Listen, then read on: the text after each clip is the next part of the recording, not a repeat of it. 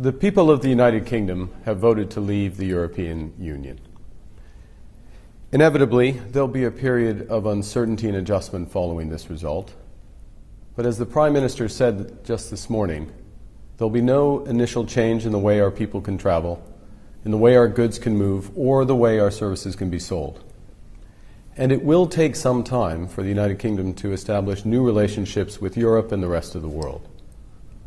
So some market and economic volatility can be expected as this process unfolds. But we are well prepared for this. Her Majesty's Treasury and the Bank of England have engaged in extensive contingency planning, and the Chancellor and I have remained in close contact, including through the night and this morning.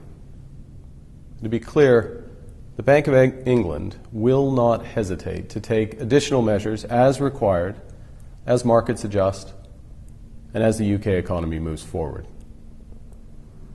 Those economic adjustments will be supported by a resilient UK financial system, one that the Bank of England has consistently strengthened over the course of the last 7 years. The capital requirements of our largest banks are now 10 times higher than before the financial crisis. And the Bank of England has stress tested those banks against scenarios far more severe than our country currently faces. As a result of these actions, UK banks have raised over £130 billion of new capital and now have more than £600 billion of high-quality liquid assets. So why does this matter? Well, that substantial capital and huge liquidity gives banks the flexibility they need to continue to lend to UK businesses and households, even during challenging times. Moreover, as a backstop, and to support the functioning of markets, the Bank of England stands ready to provide more than £250 billion of additional funds through its normal market operations. The Bank of England is also able to provide substantial liquidity in foreign currency if required. And we expect institutions to draw on this funding if and when appropriate, just as we expect them to draw on their own resources as needed in order to provide credit to support markets and to supply other financial services to the real economy.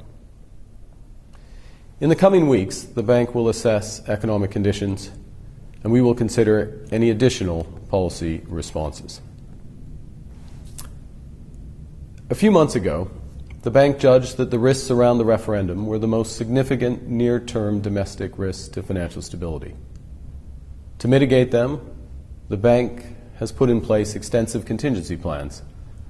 And these plans begin with ensuring that the core of our financial system is well capitalized, is liquid, and is strong. This resilience is backed up by the Bank of England's liquidity facilities in sterling and foreign currencies, and all of these resources will support orderly market functioning in the face of any short-term volatility. The bank will continue to consult and cooperate with all relevant domestic and international authorities to ensure that the UK financial system can absorb any stresses and can do its job of concentrating on serving the real economy. That economy will adjust to new trading relationships that will be put in place over time.